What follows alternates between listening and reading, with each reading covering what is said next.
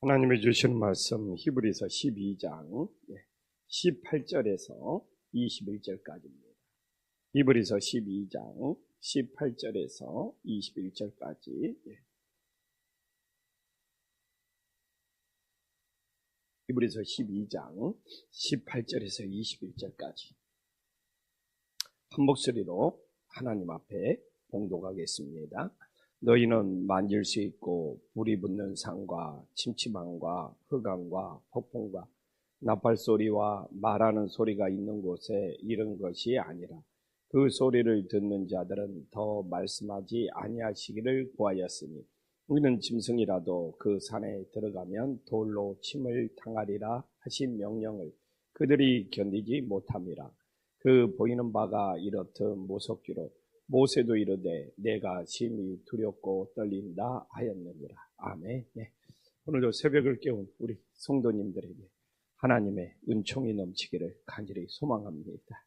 저는 수요일날 군산에 집회를 갔다가 왜 이렇게 비가 많이 오는지 내려갈 때도 그냥 폭우 속에 그냥 빗길 운전하고, 그리고 집회 끝나고 다시 김포로 오는데 비는 쏟아지지.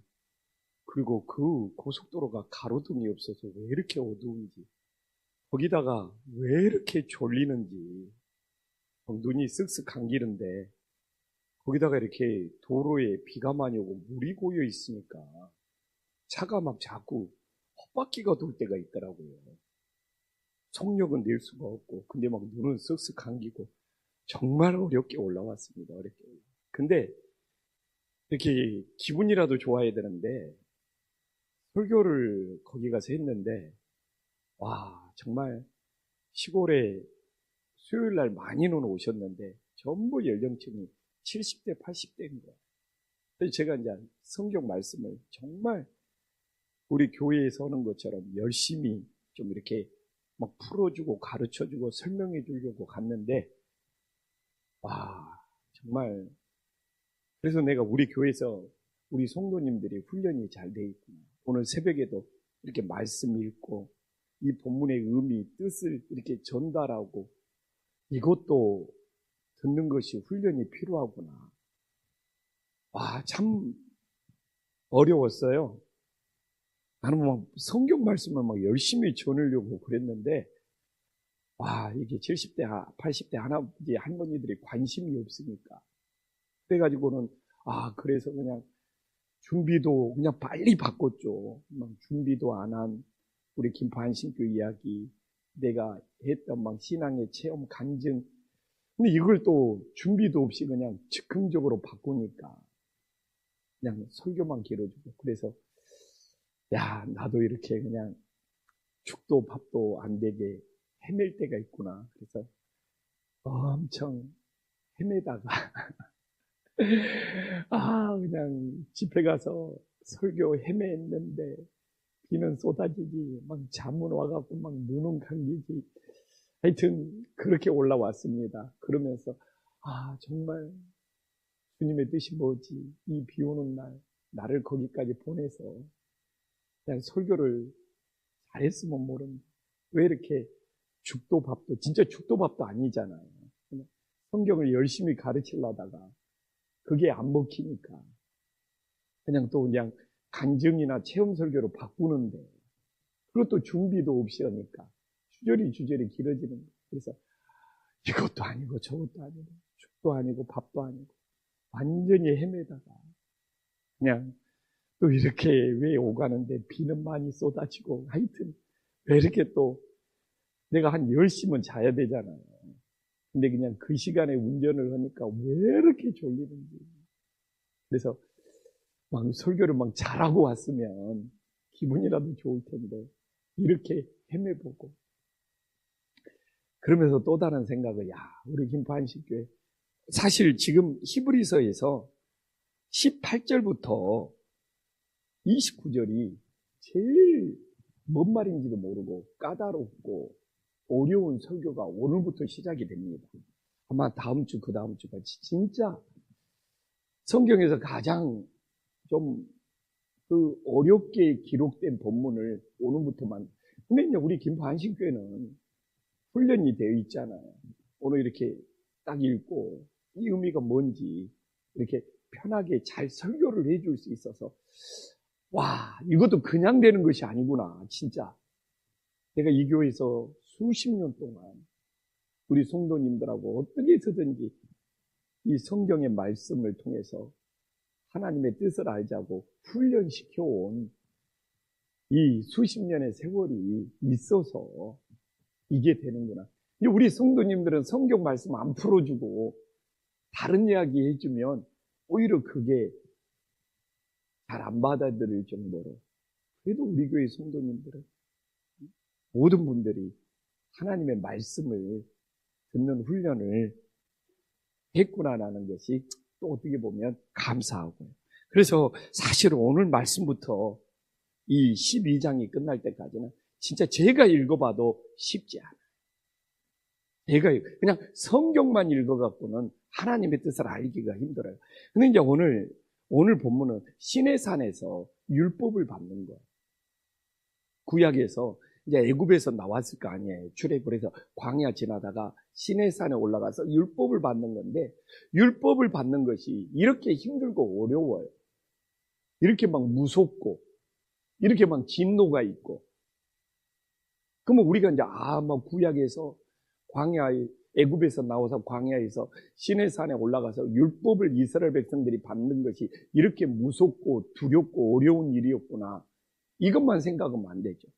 그래서 우리들이 이 신약 시대에 예수님을 통해서 은혜를 받는 것이 얼마나 이게 감사하고, 이게 얼마나 쉽고, 이게 얼마나 하나님을 만나는 것이 우리가 역으로 축복이 됨을 믿으시기를 간절히 소망합니다.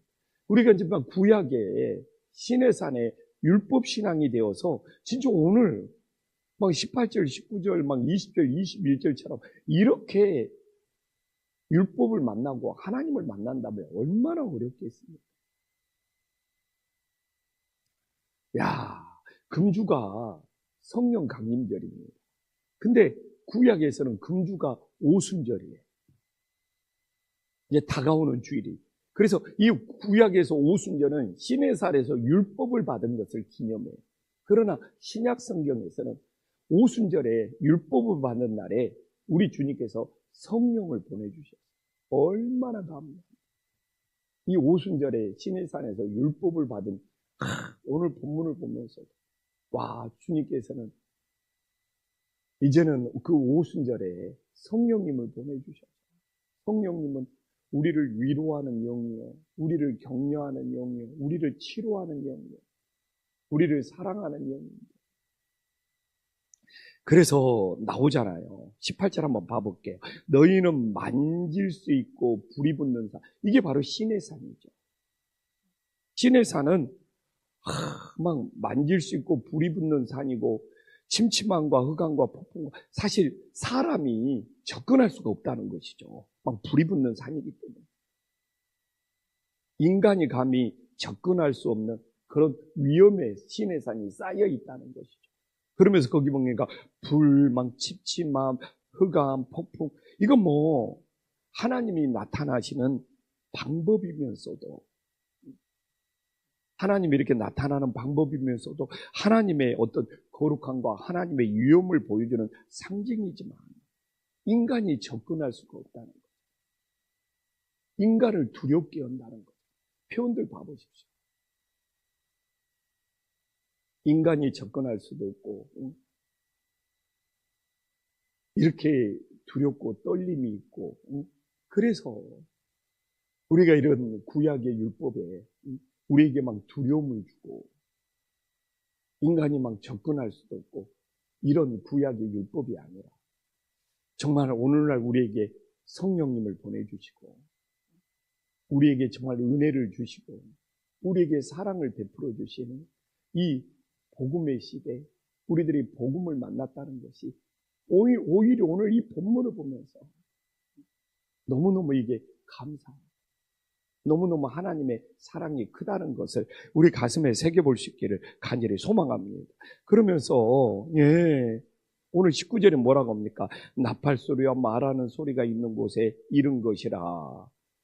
하나님께서 십계명의 말씀을 직접 들려줬다는 거잖아요. 근데 죽을지도 모른다는 공포를 느껴서 뭐라고 말합니까? 더 말씀하시지 말라고 실제 출애굽기에 나오고 있습니다.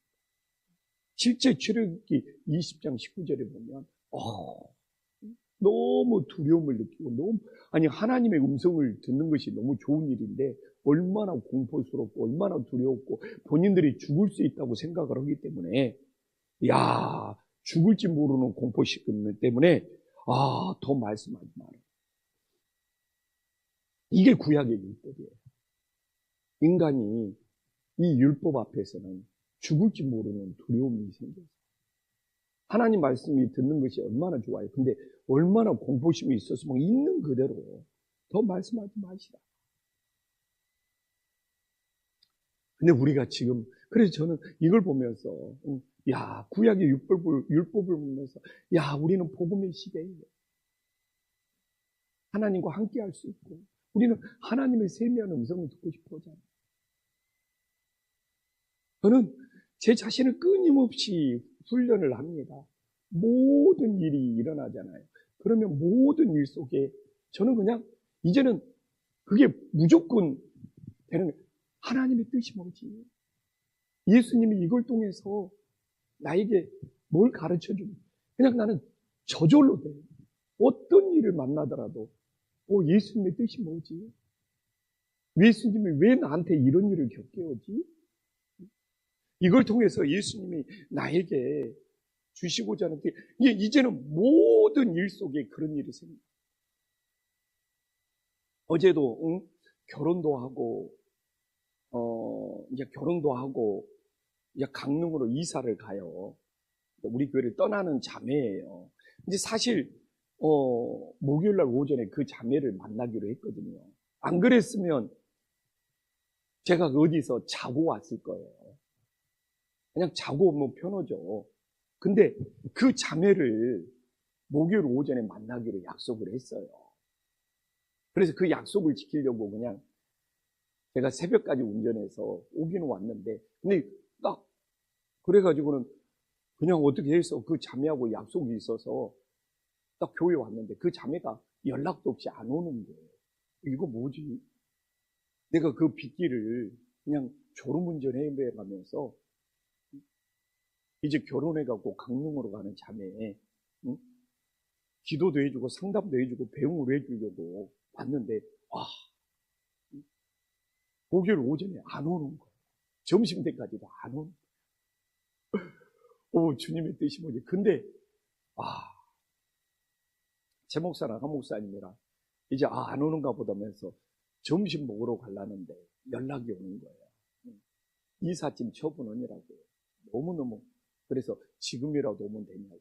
그래가지고 오히려 점심 먹고 한 2시경에 만났는데 정말 오후 내내 대화를 나누면서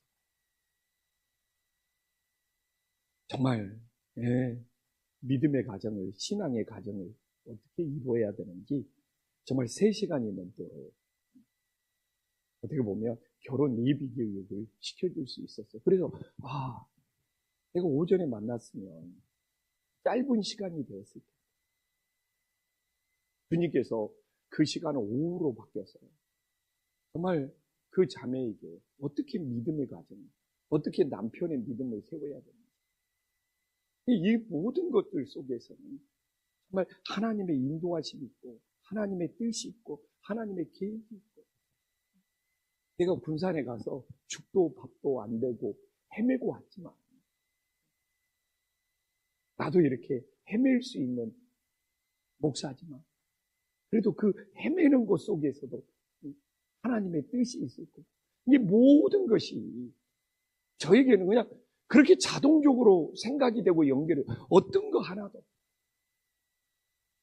그냥 되는 것이 없고 하나님의 뜻이 있을 거고 하나님의 계획이 있을 거고 하나님의 인도가 있을 거고 하나님이 나를 빚으시는 것이 있을 거고 훈련시키는 것이 있을 거고 만들어가는 것이 있을 거고 이게 예배와 삶이 연결이 되는 거죠. 이제는 하도 그렇게 살아오다 보니까 모든 것 속에 그렇게 되는 거예요. 근데 오늘 보면 하나님이 말하는 거, 죽음의 공포를 느끼면서 하지 말라고 그러죠. 이게 구약이에요. 이게 율법이에요. 이게 신의 산이에요. 우리가 이 복음의 시대에 산다는 거. 오직 했으면 더 20절 봐보십시오. 이는 짐승이라도 그 산에 들어가면 돌로 침을 당하리라 하신 명령을 그들이 견디지 못함이라. 이게 율법이에요. 짐승이 뭘 알아요?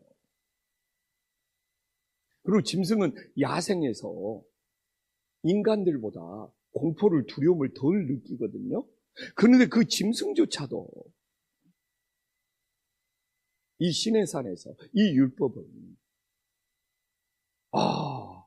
이 가까이 가면, 하나님께 가까이 가면 돌로 침을 당한다고, 하나님의 명령을 그들이 견디지 못한다고 나오고. 근데 우리는 이 복음 속에 살아가면서 저처럼 모든 것 속에 하나님의 세미한 음성이 있고 하나님의 뜻이 있고 그래서 오늘도 저는 정말 세상적으로는 기대할 것이 없지만 정말 하나님 안에서는 기대해. 오늘도 어떤 일을 만나서 또 어떤 사람을 만나서 또 나에게 그걸 통해서 하나님이 나에게 하시고자 하는 말씀은 뭔가, 나를 가르치는 것은 뭔가, 나를 깨닫게 하시는 건 뭔가, 나를 인도하시는 것은 뭔가, 내 삶의 모든 순간순간 예수님이, 주님이 함께 하시고 인도하시는 거잖아요. 그래서 어떤 일이 오늘도 일어나면서 하나님이 나를 인도하고 나를 가르치고 나를 깨닫게 하실까?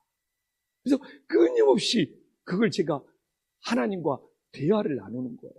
하나님한테 묻고, 주님 왜 이렇죠? 왜 이런 일? 끊임없이 하나님과 물으면서 대화를 나누고, 그러면서 하나님께서 나에게 주시는 뜻이 무엇인지, 감동하신지를 생각하니까.